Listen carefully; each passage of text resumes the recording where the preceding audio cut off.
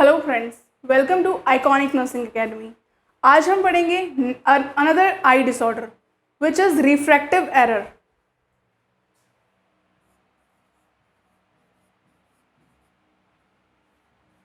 Refractive error. What is refractive error? Refractive error होता क्या है? तो रिफ्रैक्टिव एरर ये एक बहुत ही कॉमन आई कंडीशन है जिसमें हमको विजुअलाइज क्लियरली नहीं होता। जो बंदा है वो क्लियरली विजुअलाइज नहीं कर पाता है चीज़ों को, ब्लर्ड विजन हो जाता है या फिर कभी उसको पास का नहीं दिखाई देता, कभी दूर का नहीं दिखाई देता। वो सारी कंडीशंस आती है रिफ्रैक्टिव एरर के अंदर। रिफ्रैक्टिव एरर को हम एमेट्रोपिया भी बोलते हैं।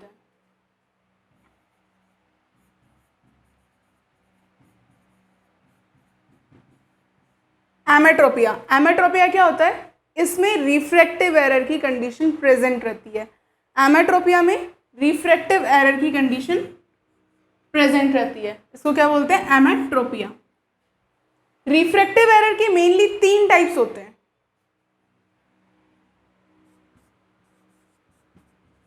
Types of refractive error.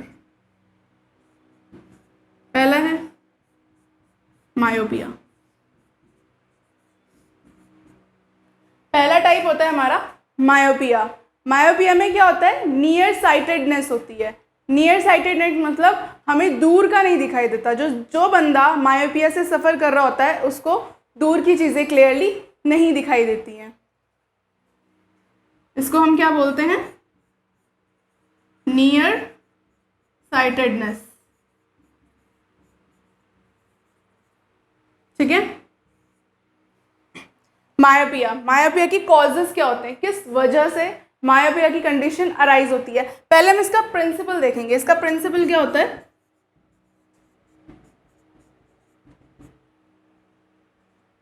इस कंडीशन में क्या होता है कि जो हमारी रेटाइना पे नॉर्मली क्या होता है कि जो लाइट रेज होती हैं वो हमारी रेटाइना पे फोकस करती है जाके। बट मायोपिक कंडीशन में क्या होता है?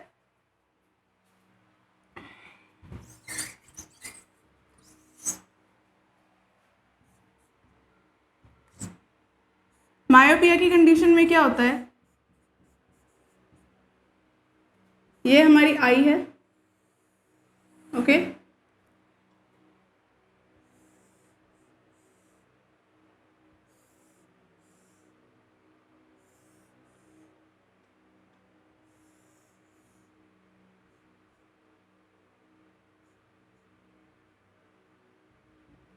फोकस पॉइंट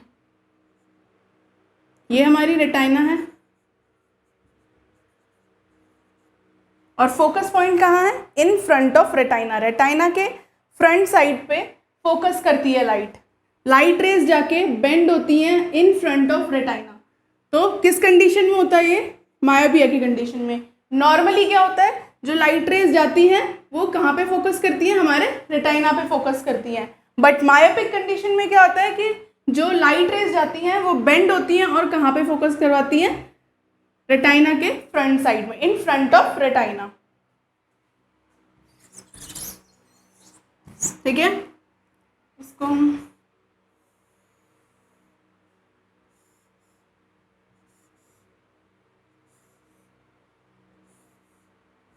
ये फोकस पॉइंट है, ये हमारा रेटिना है।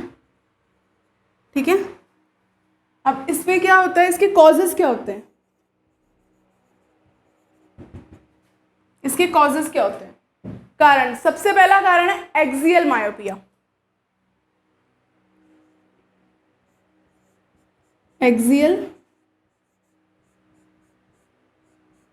मायोपिया। एक्सियल मायोपिया में क्या होता है?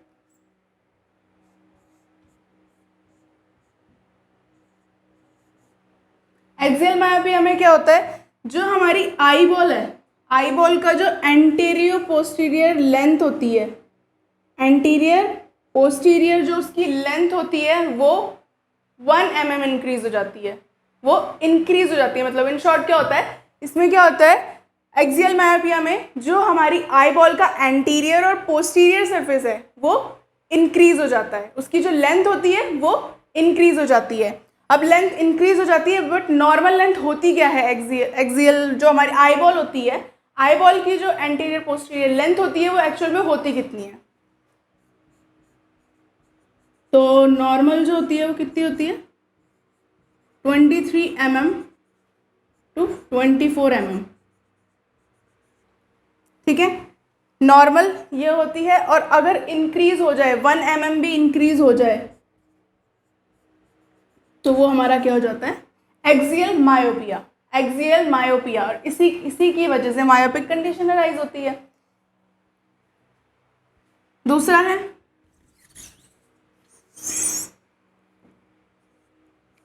कर्वेचरल मायोपिया।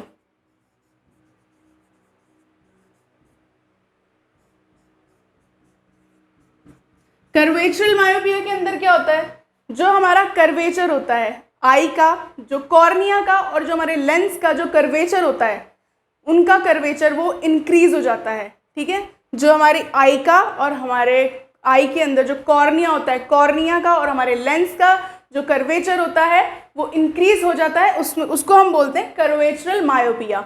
अब नॉर्मल कितना होता है? जो एंटीरियर सरफेस होता है कॉर्निया का, एंटीरियर सरफेस ऑफ कॉर्निया, ठीक है। एंटीरियर सरफेस जो होता है कॉर्निया का वो नॉर्मल कितना होता है? 7.8 mm,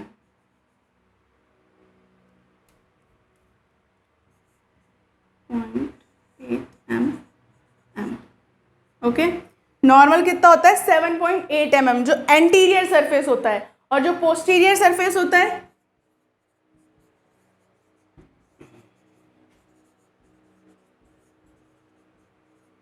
वो कितना होता है? 6.5 mm। जो पोस्टीरियर सरफेस होता है वो होता है 6.5 mm।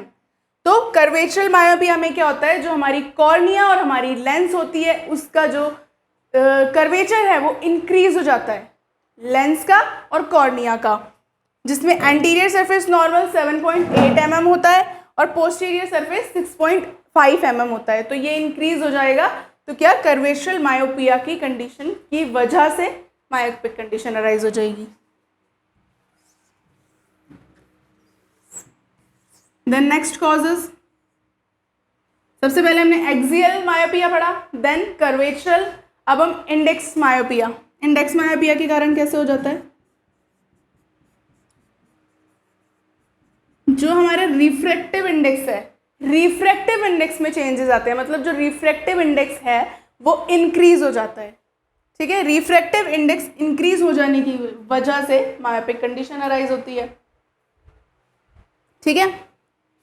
तो इंक्रीज हो जाना रिफ्रैक्टिव इंडेक्स का, हमारी क्रिस्टलाइन लेंस जो है उसका जो रिफ्रैक्टिव इंडेक्स है वो इंक्रीज हो जाता है, ठीक है। नॉर्मल रिफ्रैक्टिव इंडेक्स कितना होता है? 1.42 m, 1.42, ठीक है। अगर इंक्रीज हम बोलेंगे कि कितना इंक्रीज हो जाता है, नॉर्मली 1.5 तक पहुंच जाता है। नॉर्मली नहीं बोलेंगे हम इसको, मतलब अगर हम थोड़ी मॉडरेट कंडीशन बोलेंगे तो 1.5 तक रहता है, बट अगर हाई इंडेक्स हो जाता है तो हाई इंडेक्स कितना होता है? 1.78 के समथिंग हमारा हाई इंडेक्स होता है, 1.7 के समथिंग, ठीक है। 1.42 तो हमारा नॉर्मल कंडीशन में होता है, ये हमारा रिफ्रैक्टिव इंडेक्स जो नॉर्मल है वो 1.42 होता है, बट अगर वो इंक्रीज होता है तो 1.5 और ज़्यादा से ज़्यादा वो कितना हाई पहुंच सकता है? 1.7 तक, ठीक है। तो ये होता है हमारा इंडेक्स मायोपिया। फिर आता है एबनॉर्मल पोजीशन। नेक्स्ट कॉज है एबनॉर्मल पोजीशन।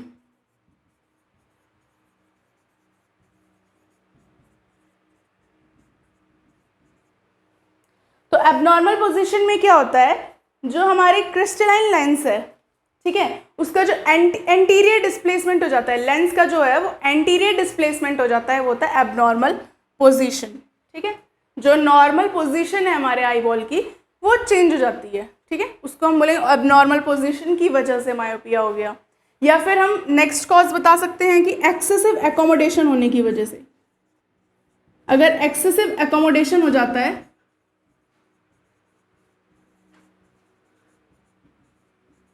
उसकी वजह से मायोपिया की कंडीशन अराइज हो सकती है। क्या क्या कॉजेस पढ़े हमने इसमें? एक हमने पढ़ा एक्सियल मायोपिया, फिर हमने पढ़ा कर्वेचरल, देन इंडेक्स मायोपिया, उसके बाद abnormal position, and then last one is excessive accommodation. Excessive accommodation होने की वजह से मायोपिक कंडीशन अराइज हो सकती है।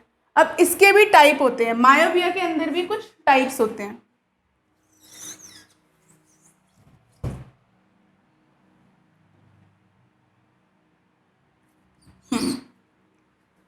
तो इसके टाइप्स क्या होते हैं?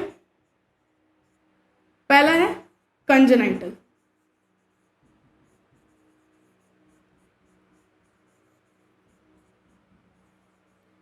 कंजेनाइटल मायोपिया में क्या होता है? कंजेनाइटल वर्ड से ही पता चल रहा होगा कि बाय बर्थ, जब बच्चा पैदा होता है उस टाइम से ही ये कंडीशन अराइज हो जाती है। बट ये डायग्नोस किस टाइम पे होती है? हम पैदा होते हुए बच्चे में तो हम डायग्नोज नहीं कर सकते कि भाई मायोपिक कंडीशन है या हाइपरमेट्रोपिया हो रहा है उसको। तो हम क्या करते हैं, 2 से 3 साल का जब बच्चा हो जाता है तब उस टाइम पे जो हम एग्जामिनेशन करवाते हैं उसका, उस टाइम पे जो हम डायग्नोसिस करवाते हैं तब पता चलता है कि भाई बच्चा क्या है, सफ़र कर रहा है मायोपिया से। तो कंजेनाइटल मायोपिया जो बाय बर्थ प्रेजेंट होता है बच्चे में, ये एरर जो बाय बर्थ प्रेजेंट होता है बच्चे में, ठीक है, congenital myopia. Next one is simple myopia.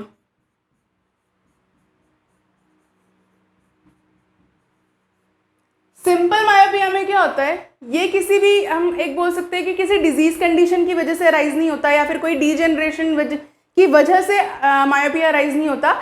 ये किस वजह से सिंपल मायोपिया, किस वजह से? कोई भी फिजियोलॉजिकल एरर हो गया, कोई भी फिजियोलॉजिकल बॉडी में कोई भी फंक्शनिंग में कोई चेंजेस आने की वजह से ये जो होता है सिंपल मायोपिया, ये बहुत ही कॉमन है, हमारा बहुत ही कॉमन टाइप का मायोपिया है। तीसरा आता है पैथोलॉजिकल मायोपिया।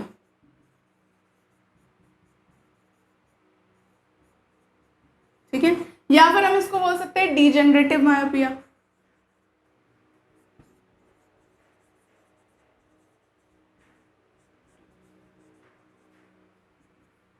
ठीक है, पैथोलॉजिकल और डीजेनरेटिव मायोपिया में क्या होता है, इसमें कोई ना कोई आई का डिसऑर्डर हो रहा होता है, किसी ना किसी आई डिसऑर्डर की वजह से मायोपिया की कंडीशन अराइज होती है। किसी ना कोई उसको आई डिसऑर्डर होगा, उसके साथ साथ ये प्रॉब्लम अराइज होती है, तो वो होता है पैथोलॉजिकल मायोपिया, या कोई डीजेनरेशन हो गया है उसकी वजह से होना, वो होता है डीजेनरेटिव मायोपिया और पैथोलॉजिकल मायोपिया।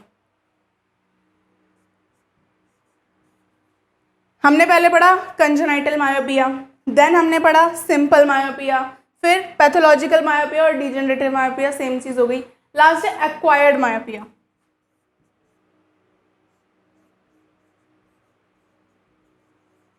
एक्वायर्ड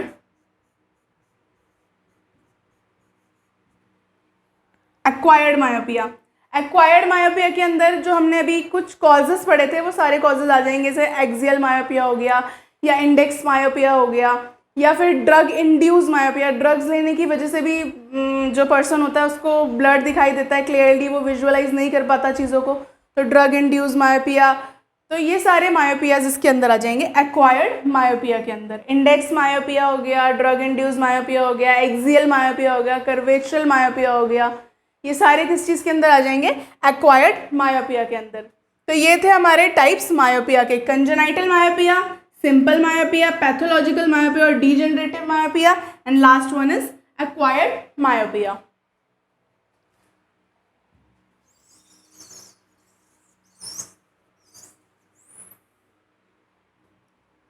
उसके बाद हम देखेंगे इसके symptoms, sign and symptoms. Symptoms में क्या हो रहा है, उसको एक्सोफोरिया हो रहा है। पहला तो एक्सोफोरिया। क्या होता है एक्सोफोरिया? जो हमारी आईज है ना वो अनकंट्रोलेबल हो जाती है, वो बाहर की तरफ दिखने लगती है, आउटवर्ड साइड दिखने लगती है, उसको बोलते हैं एक्सोफोरिया। तो उसमें क्या सिम्टम आता है? एक्सोफोरिया।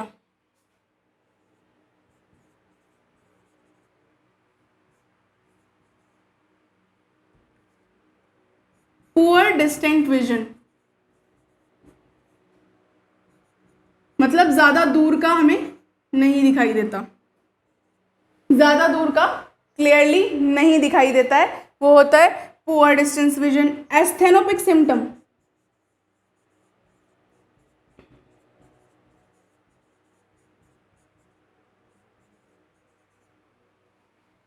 एस्थेनोपिक सिम्टम में क्या होता है कि आई में जब बहुत ज़्यादा स्ट्रेन या स्ट्रेस वगैरह पड़ता है तो उस टाइम पे क्या होता है, मतलब ऑक्यूलर फटीग, बिल्कुल आंखें थक जाती हैं, है ना, वो कंडीशन होती है एस्थेनोपिक सिम्टम। ज़्यादा टाइम तक जैसे हम टीवी वगैरह देखते हैं या कंप्यूटर वगैरह चलाते हैं, फ़ोन वगैरह हम यूज़ करते हैं ज़्यादा टाइम तक, तो हमारी ऑक्यूलर फटीग हो जाता है ना, उसको हम बोलते हैं एस्थेनोपिक सिम्टम। वो एक एस्थेनोपिक सिम्टम है। ये हमारे कुछ क्या हो गए? सिम्टम्स हो गए, कुछ साइंस आते हैं।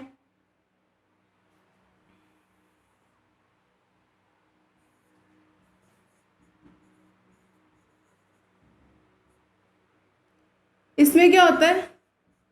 स्लगिश प्यूपिल,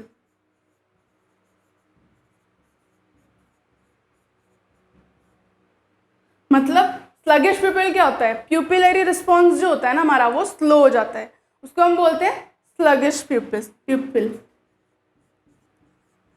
डीप एंटीरियर चैम्बर जो होता है हमारी आई का, वो थोड़ा डीप हो जाता है, ठीक है, डीप एंटीरियर चैम्बर हो जाता है। आई बॉल जो हमारी है लार्ज हो जाती है, लार्ज आई बॉल या लार्ज डिस्क, ठीक है। तो ये सारे हमारे, ये थे हमारे कुछ साइन और सिम्टम्स। साइन क्या थे? एक्सोफोरिया की condition, poor distance vision, asthenopic symptom. Asthenopic symptom क्या होता है कि ऑक्यूलर फटीग हो जाता है या आई पे स्ट्रेन या स्ट्रेस पड़ने की वजह से वो एस्थेनोपिक सिम्टम आता है कि आई ऑक्यूलर फटीग हो जाता है। नेक्स्ट है पुअर डिस्टेंस विजन, मतलब दूर का हमें क्लियरली नहीं दिखाई देता। फिर है एक्सोफोरिया।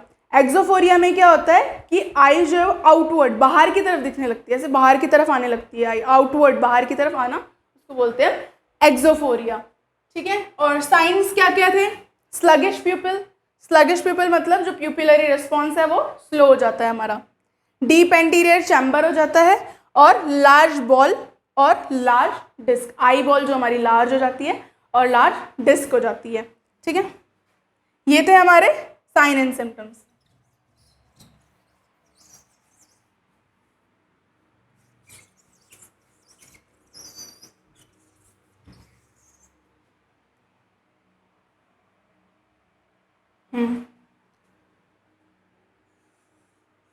ठीक है। अब इसके कुछ कॉम्प्लिकेशंस होते हैं, ये कंडीशन जब अराइज होती है मायोपिया, उसके बाद कुछ कॉम्प्लिकेशंस आते हैं इस कंडीशन में।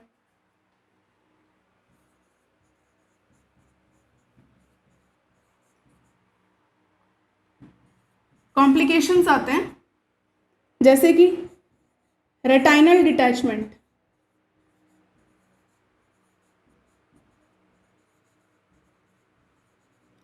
रेटाइनल डिटैचमेंट हो जाता है, जो हमारी सेंसरी एपिथेलियम लेयर होती है और जो रेटाइनल एपिथेलियम लेयर होती है, दोनों वो डिटैच हो जाती हैं। तो क्या हो जाता है? Retinal detachment. इसका कॉम्प्लिकेशन है रेटाइनल टीयर विट्रस हैमरेज हो जाता है,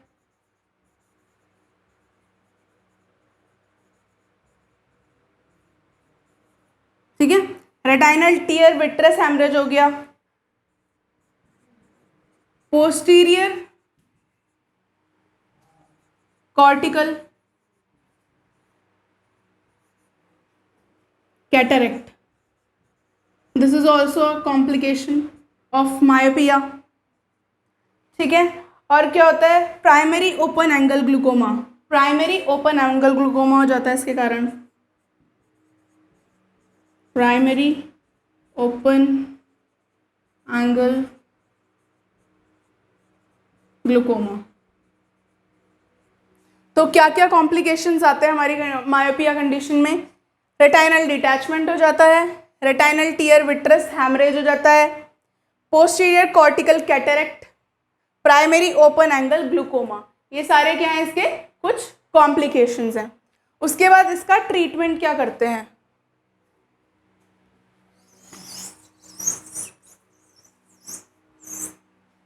इसका एज सच कोई ट्रीटमेंट तो है नहीं कि हम मेडिकेशन दे देंगे जो मायोपिया की कंडीशन है वो बिल्कुल ठीक हो जाएगी, बंदे को बिल्कुल क्लियर दिखने लगेगा, ऐसा तो कुछ होता नहीं है। तो इसमें हम ट्रीटमेंट क्या देते हैं? स्पेक्टिकल्स प्रोवाइड करवाते हैं, ठीक है। तो मायोपिया की कंडीशन में हम कौन सा इसमें मिरर यूज़ करते हैं, कौन सा ग्लास यूज़ करते हैं इसमें? हम स्पेक्टिकल्स में कौन सा ग्लास लगता है? वो होता है कॉनकेव लेंस। कौन सा लेंस लगता है? Concave lens, concave lens to correct the vision. Myopic condition में विजन को करेक्ट करने के लिए या क्लियर करने के लिए हम कॉनकेव लेंस लगाते हैं। तो ये थी हमारी पूरी overall myopia condition, refractive error का एक टाइप जिसको हम बोलते हैं मायोपिया। इसमें क्या होता है, हमें दूर का नहीं दिखाई देता, दूर का देखने में प्रॉब्लम होती है, क्लियरली विजन नहीं हो पाता है, ठीक है। तो ये थी हमारी कंडीशन मायोपिया। सो यहाँ पे हमारा क्या हुआ, मायोपिया कंप्लीट हो गया। नेक्स्ट अब हम पढ़ेंगे नेक्स्ट टाइप इसका, रिफ्रैक्टिव एरर का other type, that is hypermetropia.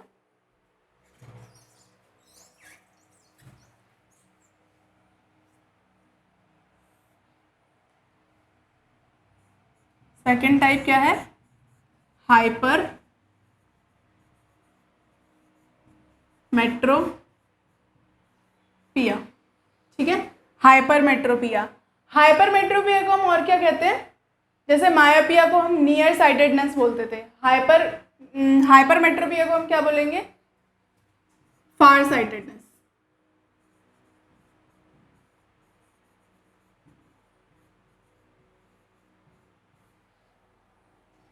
Hypermetropia को हम क्या बोलेंगे? फार साइटेडनेस। मायोपिया में क्या होता था कि हमें दूर का क्लियर विजन नहीं होता था, इसमें क्या होता है, हमें पास की चीज़ें, क्लोज नियर ऑब्जेक्ट्स जो होते हैं वो क्लियरली नहीं दिखाई देते हैं, ठीक है। इसीलिए हम इसको क्या कहते हैं? फार साइटेडनेस। अब इसके आते हैं कॉजेज।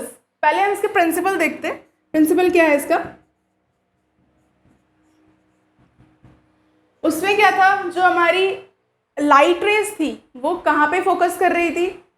हमारे रेटाइना के फ्रंट साइड में। इसमें क्या होगा, ये हमारी आई है,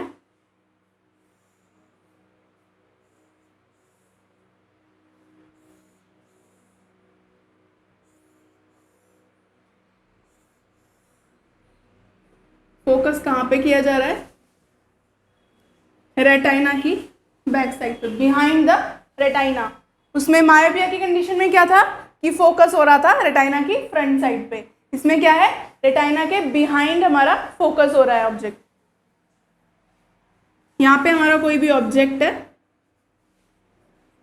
ठीक है, जो लाइट रेज है वो ऐसे जा रही है और क्या हो रहा है, लाइट कहाँ पे फोकस करवा रही है? Behind the retina. तो ऑब्वियसली बात है इमेज हमारी क्लियर नहीं होगी नियर ऑब्जेक्ट्स की। नियर ऑब्जेक्ट अगर हम देखेंगे तो हमें क्लियरली नहीं दिखाई देंगी पास की चीज़ें, हम क्लोज वर्क जो करते हैं वो करने में अनेबल रहेंगे, ठीक है।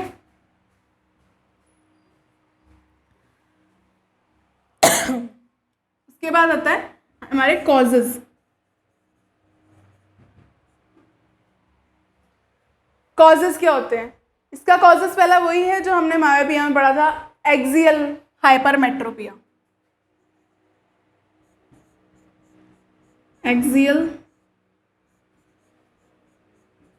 हाइपरमेट्रोपिया, ठीक है। एक्सियल हाइपरमेट्रोपिया, उसमें क्या हो रहा था, हमारी जो आई बॉल का एंटीरियर और पोस्टीरियर लेंथ थी वो इंक्रीज हो रही थी। तो इसमें उसका बिल्कुल अपोजिट होगा, जैसे उसमें इंक्रीज हो रही थी इसमें डिक्रीज होगी, डिक्रीज होगा। Anterior posterior length of eyeball.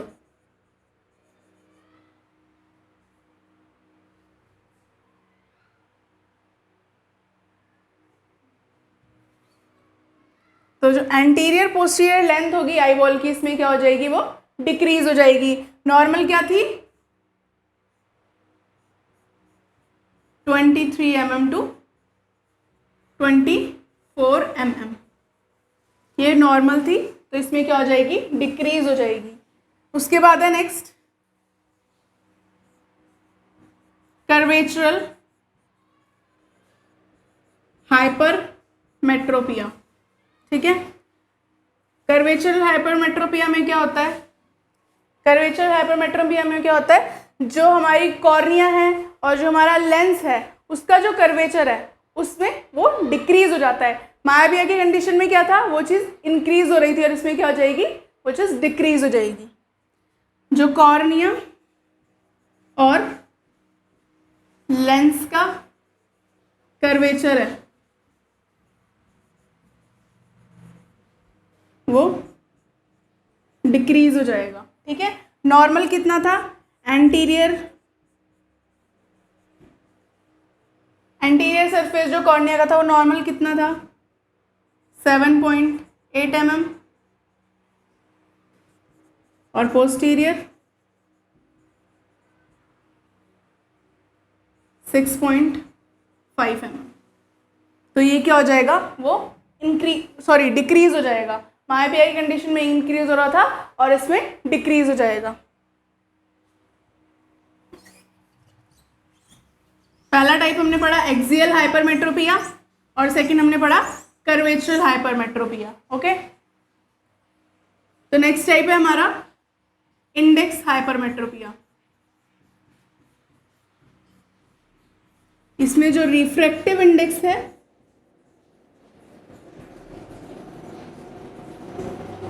वो क्या हो जाएगा, डिक्रीज हो जाएगा. हमारा जो रिफ्रैक्टिव इंडेक्स है वो डिक्रीज हो जाएगा, उसकी जो नॉर्मल वैल्यू है उससे डिक्रीज हो जाएगा. नॉर्मल वैल्यू क्या है, 1.4. ठीक है, ये हमारी नॉर्मल वैल्यू है, उससे डिक्रीज हो जाएगा. पहला कॉज हमारा था एक्सियल हाइपरमेट्रोपिया, दूसरा था हमारा curvatural hypermetropia, last one is index hypermetropia. अब आएंगे इसके टाइप्स.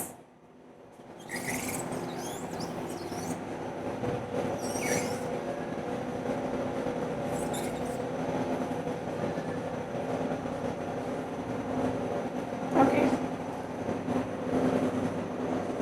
अब आएंगे इसके टाइप्स. ठीक है, पहला टाइप है सिंपल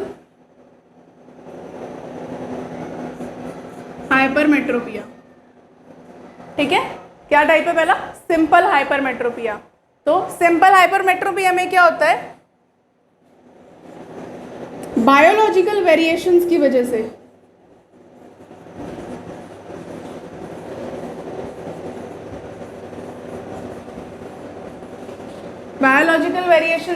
से या फिर हम कह सकते हैं कि फिजियोलॉजिकल एरर्स की वजह से, ठीक है, ये सिंपल हाइपरमेट्रोपिया होता है. बायोलॉजिकल वेरिएशंस की वजह से और फिजियोलॉजिकल एरर्स की वजह से हमारा क्या होता है, सिंपल हाइपरमेट्रोपिया. सेकेंड टाइप है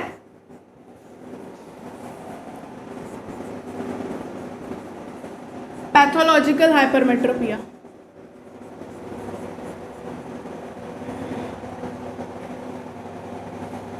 पैथोलॉजिकल हाइपरमेट्रोपिया में क्या होता है, डीजेनरेटिव चेंजेस आते हैं कोई आई डिसऑर्डर की वजह से, उसकी वजह से हमारा क्या होता है, पैथोलॉजिकल हाइपरमेट्रोपिया.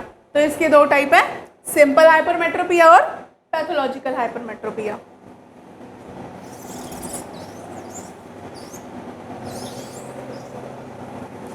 ठीक है, टाइप्स के बाद हम इसका साइन एंड सिम्टम्स देखेंगे. ठीक है, क्या साइन एंड सिम्टम्स आते हैं इसमें, हेडेक रहता है,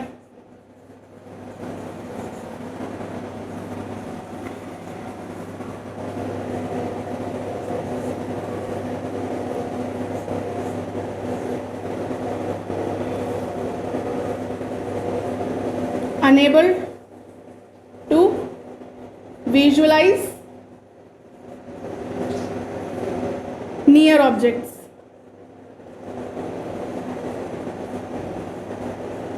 और unable to do near work, मतलब पास के काम या फिर बारीकी काम जो होते हैं वो हम नहीं कर पाते हैं, ठीक है। स्क्विंट द आईज, आईज को स्क्विंट करना पड़ता है क्लियर विजन के लिए।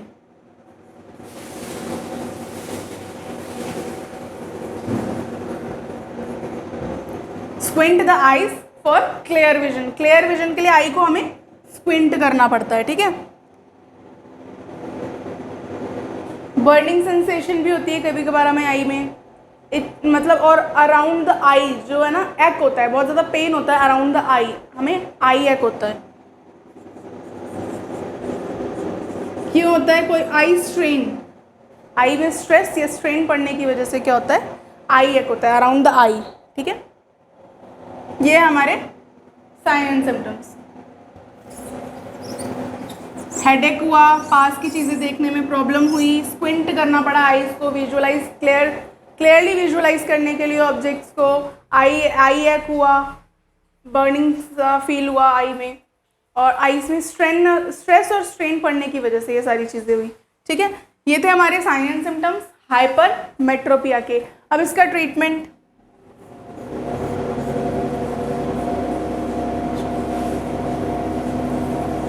तो ट्रीटमेंट हम क्या देंगे, इसमें भी हम स्पेक्टिकल्स प्रोवाइड करवाएंगे।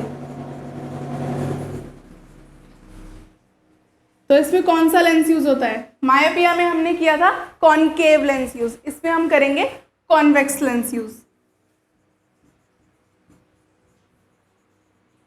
ठीक है। तो ये है हमारा हाइपरमेट्रोपिया। इसके बाद हम पढ़ेंगे नेक्स्ट टाइप जिसका नाम है एस्टिग्मैटिज्म।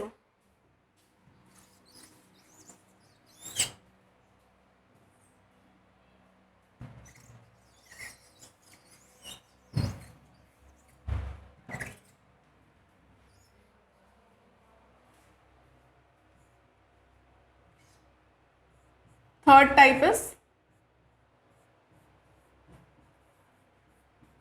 astigmatism.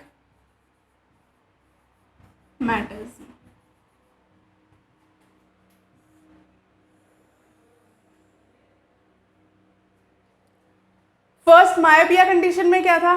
मायोपिया कंडीशन में जो हमारी फोकस हो रहा था, फोकस कहाँ पे हो रहा था? रेटाइना के फ्रंट साइड में, ठीक है। हाइपरमेट्रोपिया में क्या था? रेटाइना की बिहाइंड द रेटाइना फोकस हो रहा था। अब एस्टिग्मैटिज्म में क्या होता है?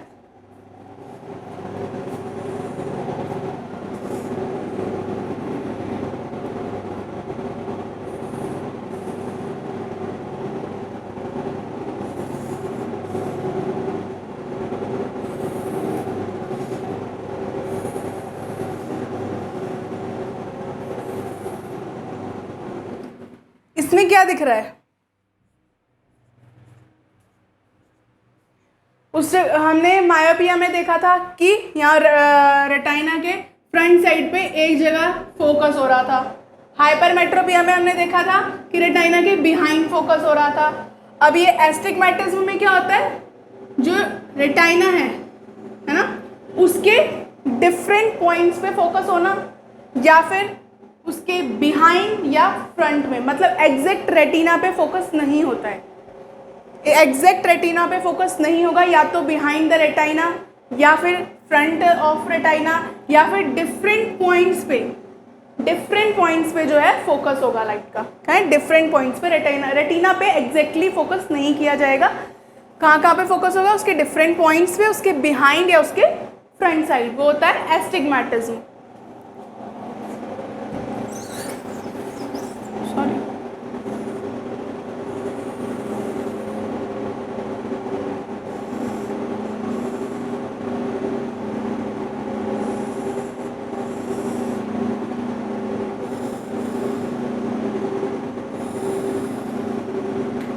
तो इसमें क्या हो रहा है? डिफरेंट पॉइंट पे फोकस कर रहा है, एक जगह फोकस नहीं हो रहा है, डिफरेंट पॉइंट्स पे फोकस हो रहा है, या फिर बिहाइंड या फ्रंट ऑफ रेटिना फोकस हो रहा है ऑब्जेक्ट, ठीक है।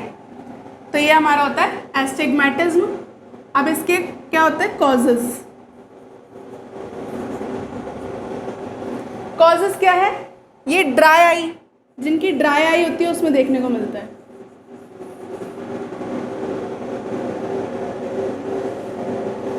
ड्राई आई में देखने को मिलता है, या फिर जो बार बार रब करते हैं ना अपनी आई को,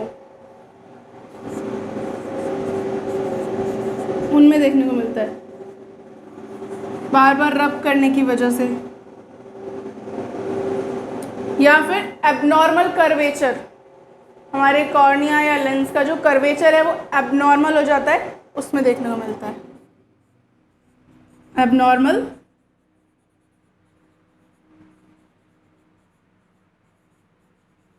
कर्वेचर, ठीक है। ड्राई आई, रबिंग आई और एबनॉर्मल कर्वेचर, ठीक है, ये सारे इसके कॉजेज हैं।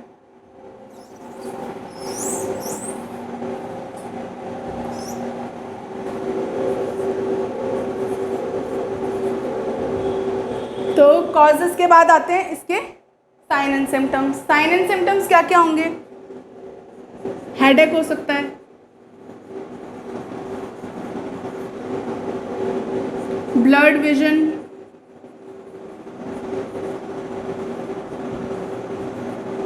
आई एक, ठीक है, आई एक हो सकता है। आई टायर्डनेस, आई में क्या होगा, टायर्डनेस से फील होगी।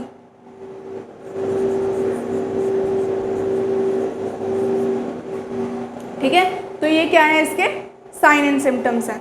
उसके बाद अब हम इसका ट्रीटमेंट देखेंगे। विजन भी क्लियर नहीं होगा, वो तो मैंने बता दिया, ब्लर्ड विजन रहेगा, क्लियर विजन नहीं रहेगा, है ना। और इसके अब आएंगे ट्रीटमेंट। मायोपिया में हमने क्या किया था, कॉनकेव लेंस। हाइपरमेट्रोपिया में हमने क्या किया, कॉन्वेक्स लेंस यूज़ किया। अब लास्ट में एस्टिग्मेटिज्म, इसमें कौन सा हम लेंस यूज़ करते हैं, इसमें भी हम स्पेक्टिकल्स प्रोवाइड करवाएंगे।